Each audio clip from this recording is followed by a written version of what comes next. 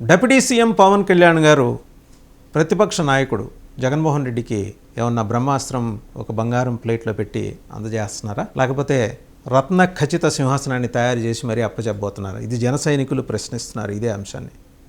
తాము ఆయన్ని సీఎంగా చూద్దాం అనుకుంటుంటే ఇంకో 10 ఏళ్ళు 15 ఏళ్ళు చంద్రబాబు గారే సీఎంగా ఉండాలి అంటూ తమ దగ్గర సత్తా లేనందువల్లే చంద్రబాబుకి మద్దతు ఇచ్చాం 2014 ఇస్తూ వస్తున్నాం ఇప్పటిదాకా, ఇది కంటిన్యూ అవ్వాలనే ధోరణిలో మాట్లాడటం అనేది జన సైనికులకి రుచించట్లేదు.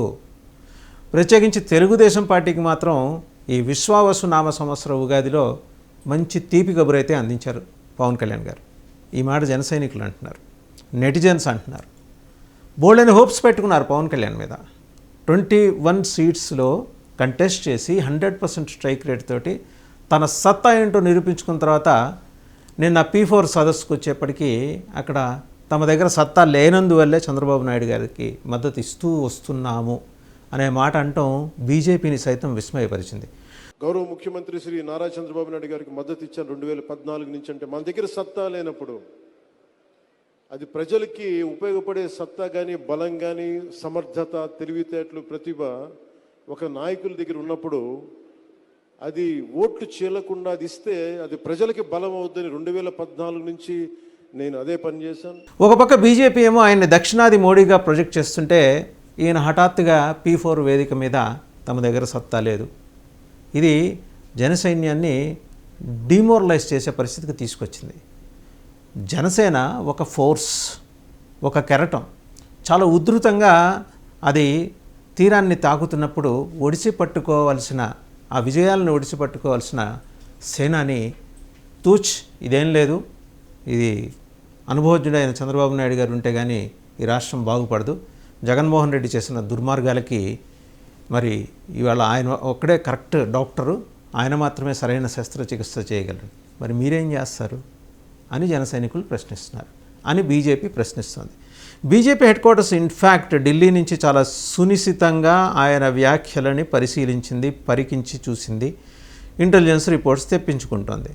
పవన్ కళ్యాణ్ గారి వ్యాఖ్యల్లో ఈ తేడా ఎందుకు వచ్చింది? ఒకవేళ అది ఆయన వ్యూహమా? ఎందుకంటే కరెక్ట్గా జనసేన ఆవిర్భావ దినోత్సవం రోజున ఆయన కానీ ఆయన సోదరుడు కానీ మాట్లాడిన తీరుకు భిన్నమైన వైఖరి P4 వేదిక మీద పవన్ కళ్యాణ్ ప్రదర్శించారు.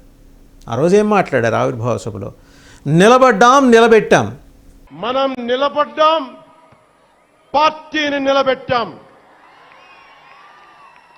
మనం నిలదొక్కుకున్నాం. మనం నిలదొక్కుకోవటమే కాకుండా 4 దశాబ్దాల టీడీపీ పార్టీని కూడా నిలబెట్టాం.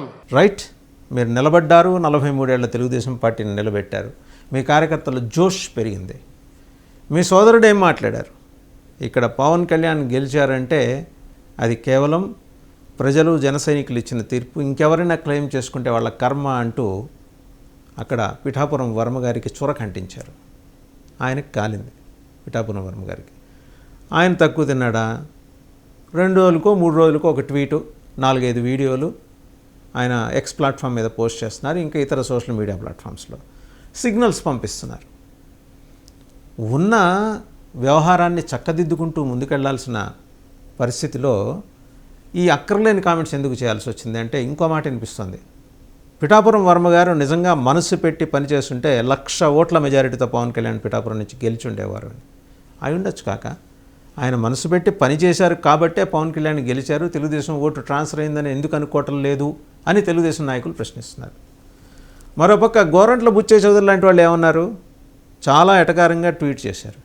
అయ్యా, బస్తాడు బియ్యంలో ఓ గుప్పెడు తగ్గితే వడ్లు కలిపినంత మాత్రాన ఆ క్రెడిట్ అంతా, ఆ తూకం క్రెడిట్ అంతా వడ్లకి, ఆ గుప్పెడు బియ్యం వడ్లకి వెళ్ళదు కదా జనసేనాని అని చెప్పి ఆయన ట్వీట్ చేశారు గోరంట్ల బుచ్చే చౌదరి గారు. అవసరమా? ఇక్కడ కయ్యం అవసరమా? సఖ్యతతోటి, సమన్వయంతో కూటమి ప్రభుత్వాన్ని ముందుకు నడిపిస్తామని ఒకరి చేతుల్లో మరొకళ్ళు చేతులు వేసుకొని మరి బాసలు చేసుకొని మరి ప్రమాణ స్వీకారాలు చేశారు కదా 3 పార్టీల అగ్రనాయకత్వం అంతా కలిసి. మరి ఎందుకు ఈ బేలతనం? ఎందుకు హఠాత్తుగా వచ్చి చేరిన ఈ డొల్లతనం దేనికి సంకేతం? ఎందుకు అలా మాట్లాడాల్సి వచ్చింది? అంత బేలగా మాట్లాడాల్సిన అవసరం జనసేనకి ఎందుకు వచ్చింది? ఇది జనసేన క్యాడర్స్ అడుగుతున్న ప్రశ్న. ఇదంతా శుభ్రంగా ధ్యానంలో కూర్చున్న జగన్మోహన్ రెడ్డి గారు. ఎందుకంటే ఆయన ఈ మధ్య ప్రత్యేకమైన యోగా క్లాసెస్లో ఏవో చేరినట్టున్నారు జగన్మోహన్ రెడ్డి గారు. ఆయన కనిపించిన కార్యకర్తకి, నాయకుడికి, ఆయన కనిపించేవాళ్ళు బహుశా బహు అరుదుగా ఉంటారు, 10 మంది 20 మంది.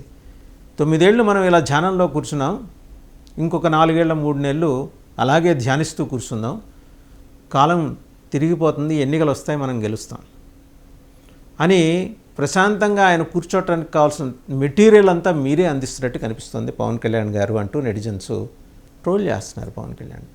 ఒక పక్క దేశం మిమ్మల్ని ఉన్నతంగా చూస్తుంది పవన్ కళ్యాణ్ గారు, సనాతన ధర్మానికి బ్రాండ్ అంబాసిడర్. ఈరోజు నిర్మోహమాటంగా కుండబద్దలు కొట్టినట్టు బంగ్లాదేశ్లో హిందువుల మీద జరిగిన అమానుష దాడుల్ని ఎత్తి చూపి హిందూ సమాజానికి మద్దతుగా ఆయన నిలబడిన దానికి, సనాతన ధర్మానికి ఒక టార్చ్ బేరర్గా ముందుకు కదిలొచ్చిన దానికి ఆయనకి కృతజ్ఞతలు ధన్యవాదాలు చెబుతుంటే, తాజాగా ఇప్పుడు మీరు చేసిన వ్యాఖ్య ఏంటండి?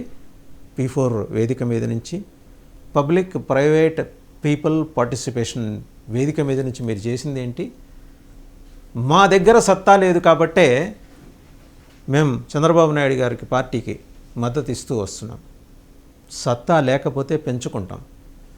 ఎందుకంటే అన్నప్రాసన నాడే ఎవరు ఆవుకాయ తినరు. మీకు 10 ఏళ్ళు వచ్చినాయి మీ పార్టీకి, మీకంటే మీ పార్టీకి 10 ఏళ్ళు వచ్చినాయి. సో బాల్యం అయిపోయింది, కౌమార్యంలోకి ఎంటర్ అవుతున్నారు మీరు. ఎంటర్ అవుతున్నప్పుడు సత్తా ఆటోమేటిక్గా వస్తుంది. మీ గ్రామ స్థాయిలో మీ పార్టీ పునాదుల్ని బలోపేతం చేసుకుంటూ ముందుకెళ్తే 2029కి మీరు ఆల్టర్నేటివ్ కాగలరని అక్రాస్ ద కంట్రీ మీడియా మీకు మద్దతుగా మాట్లాడుతుంది. హిందీ మీడియా కూడా మీ గురించి ఎక్కువ మాట్లాడుతుంది. అలాంటి మీలో ఈ బేలతనం ఏంటి?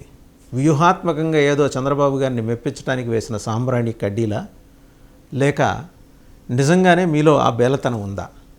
ఈ ప్రశ్న జనసేన క్యాడర్స్ని తొలిచేస్తోంది వాళ్ళ మెదళ్ళని. వాళ్ళు వెయిట్ చేస్తోంది మీరు ముఖ్యమంత్రి అయితే చూద్దామని. తెలుగుదేశం పల్లకిని మోయటానికి మేము బొయ్యిలం కాబోము అని వాళ్ళు స్పష్టంగా చెబుతున్నారు.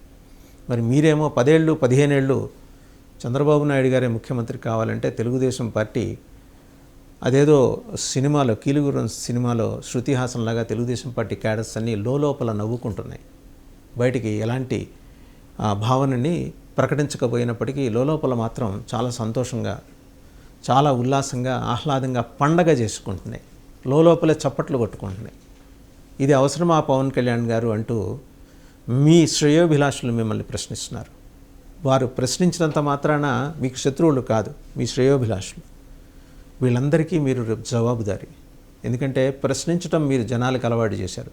అదే జనము, అదే జన సైన్యము మిమ్మల్ని ప్రశ్నిస్తే రేపు మీ దగ్గర జవాబు ఉండాలి, సమాధానం ఉండాలి. ఉందా? లేదా మళ్ళీ పుస్తకాలన్నీ ఒకసారి తిరగేసి సమాధానం రెడీ చేసుకుంటారా? చాలా క్రిటికల్గా మీ మీద వస్తున్న, మీ మీద వ్యక్తమవుతున్న ఈ అభిప్రాయాలకి, అబ్జర్వేషన్స్కి మీ దగ్గర రైట్ ఆన్సర్ ఉందా? ఇది ప్రశ్న. నేషనల్ మీడియా ఆల్రెడీ మీరు మాట్లాడిన దాని మీద హోరెత్తింది, ఘోషిస్తోంది. ఏంటి పవన్ కళ్యాణ్ స్వరంలో ఈ మార్పు ఎందుకు వచ్చింది? ఇలా మాట్లాడటం కరెక్టేనా? అది కూడా 10 మంది ఉన్న వేదిక మీద. చంద్రబాబు గారిని మెప్పించాల్సిన అవసరం, ముద్దకి బిస్మిల్లా అనాల్సిన అవసరం పవన్ కళ్యాణ్ గారికి లేదు. కానీ ఎందుకు అంటున్నారు అని చెప్పి జాతీయ మీడియా ఆల్రెడీ క్వశ్చన్ చేయడం ప్రారంభించింది.